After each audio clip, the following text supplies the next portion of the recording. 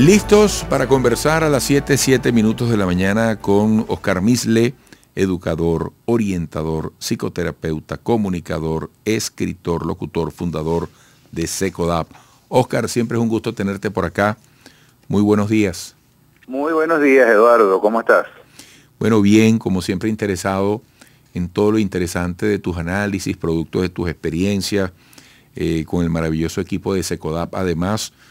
Y hoy, a propósito de que el fiscal general de la República, Tarek William Saab, informó que el Ministerio Público en lo que va de año ha abierto 5.428 causas vinculadas a casos de pedofilia, por lo que reiteraba que el abuso a los niños es un delito y no una atracción sexual normal, como en algunos casos se ha querido mostrar a nivel global. Oye, una primera pregunta, ¿ciertamente puede haber tanto debate o tanta confusión o tanta ambigüedad en la calificación de la pedofilia? Sí, hay un debate grande que se hace ahí. Lo que sí es que como la víctima son los niños y son vulnerables, siempre es un delito, no es un delito. Todo lo que signifique tener un acto sexual con un niño es abuso sexual, es calificado. No se justifica bajo ninguna razón. La persona puede tener la pedofilia sin haber consumado el acto, que es la pederastía o el pederasta, pero es un delito. Es un delito el momento en que se hace efectivo y se agrede al niño, porque es una forma de agresión, de violencia, entonces así visto. No se puede justificar bajo ninguna circunstancia. Fíjate que el fiscal dice, con respecto a la campaña pedofilia es crimen, no podemos normalizar que alguien sienta atracción del tipo erótico con una niña o un niño. Eso es una aberración. Bueno, ya llama la atención que eso tenga que aclararse, que eso tenga que debatirse. Me parece saludable que se debata, pero cuesta tanto entender que estas cosas no estén claras. Y la cifra es alarmante. 5.428 causas, Oscar. Sí, una cifra alarmante. Posiblemente esto ya no es una cosa nueva, un fenómeno nuevo, se viene dando desde hace años, pero en el momento en que la gente hace la denuncia, que se le pone atención a la situación, en el caso de la Fiscalía, y valoramos eso, ya es importante ver que es una realidad y que está mucho más cerca, Eduardo, de lo que pensamos, de lo que imaginamos. Nosotros en el Servicio de Atención Psicológica de SECODAP, uno de los principales motivos de consulta es precisamente por el abuso sexual.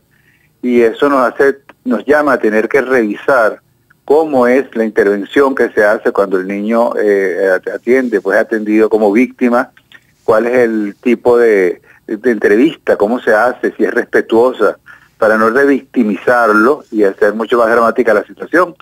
Porque debemos recordar, Eduardo, que en más del 80% de los casos, el abusador es una persona cercana al niño, afectiva, emocionalmente cercana. Y eso hace más duro la situación, porque quien está violentando es un ser querido, o un ser cercano, un ser de confianza.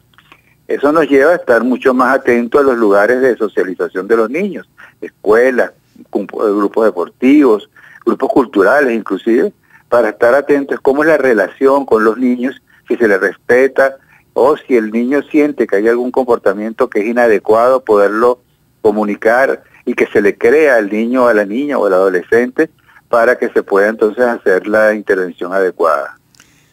Oscar, cuando dijiste esa frase, más cerca de lo que imaginamos, yo dije, cónchale, Oscar que tiene tantos libros, ese es un título de libro, pedofilia, más cerca de lo que imaginamos. Sí. Chicos, ¿se ha logrado darle explicación, encontrar la razón de por qué, como acabas de decir, más de 80% de los casos del abusador proviene del entorno más cercano a la víctima? Sí, eso es una pregunta que nos hacemos todos. ¿Cómo es posible que el que abuse sea la persona más cercana, la persona que se tiene de confianza?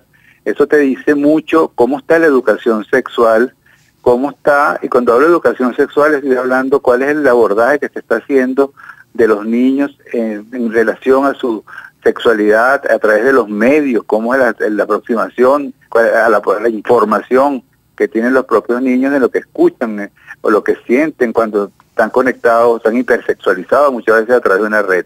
Entonces, ¿qué pasa? En la medida en que no haya formación, que no haya educación, que no se haga justicia y que no se hagan los procedimientos adecuados, por supuesto que la posibilidad de que el abuso sexual sea cercano es así. Lo que si queda sin respuesta es por qué las personas más queridas, por qué las personas más cercanas, por qué las personas en quien se tendría que tener confianza y quien tendrían que cargarse la protección, toman una actitud de este tipo, delictiva de esta forma.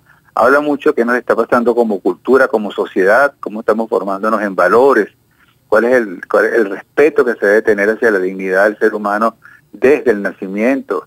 Entonces eso, y también muchas veces cuál es la actitud que tenemos los adultos cuando estamos con un niño pequeño, Eduardo, y hay una persona que la conocemos, pero es desconocida para el niño o la niña, y lo va a saludar y la niña rechaza que le dé un abrazo o un beso porque no lo conoce, es amigo o conocido del papá, y muchas veces nos molestamos porque el niño no es atento, entonces más bien es antipático, y él más bien está poniendo su propio mecanismo de protección, y hay que respetarlo, no es que vamos a vivir en una paranoia de pensar que todo el que se acerque tiene una mala intención, pero es una realidad. Al decir que son más del 80%, 90% de los casos son personas cercanas, tenemos que estar alertas a lo que el niño dice, siente o comunica, ¿no? Un tema como este, y tú eres una persona muy calificada para contarnos su experiencia, ¿cómo se aborda? ¿El éxito en el abordaje o el alcance está dado por el nivel de desarrollo que tenga un país, por el nivel de desarrollo profesional, no sé, de sus sociólogos, de sus psiquiatras, de sus profesionales de la educación? Oye, ¿cómo entrarle a este asunto que puede perderse en lo abstracto de la conducta humana más intrínseca, ¿no? Porque al final son cifras que están allí.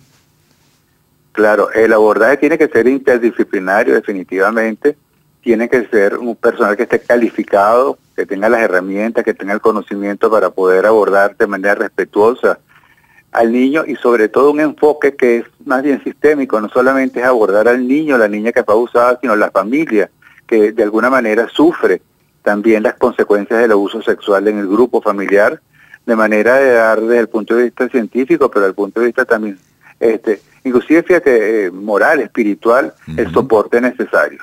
Soporte necesario para poder, esas son heridas que quedan y a veces es difícil de cicatrizar, y que pueden afectar posteriormente su relación consigo mismo, no solamente en lo sexual, sino también en lo afectivo, en lo social. Entonces es importante que el equipo esté calificado, que el equipo tenga las condiciones necesarias, que tengan los recursos. Fíjate, no basta, y es importante que se haga que se proceda y que se condenen, pero ¿qué pasa con los familiares para tratarlos, para abordar con el grupo esta situación que afecta tanto? Eso requiere, como decíamos anteriormente, calificación de las personas involucradas, pero también que se cuente con los recursos y con las instancias, que la gente sepa dónde ir, dónde acudir para recibir el tratamiento, el abordaje adecuado, de acuerdo a la situación que se está viviendo pues, en este sentido, ¿no? Bueno, Oscar, gracias como siempre por apoyarnos, por la gran utilidad y aplicabilidad de tu mensaje. Un fuerte abrazo. Un fuerte abrazo, feliz día, gracias. Oscar Misle, educador, orientador, psicoterapeuta, comunicador, escritor, locutor, fundador de SECODAP. Amigos, volveremos y vamos a hablar de Miguel Cabrera. Quédense allí.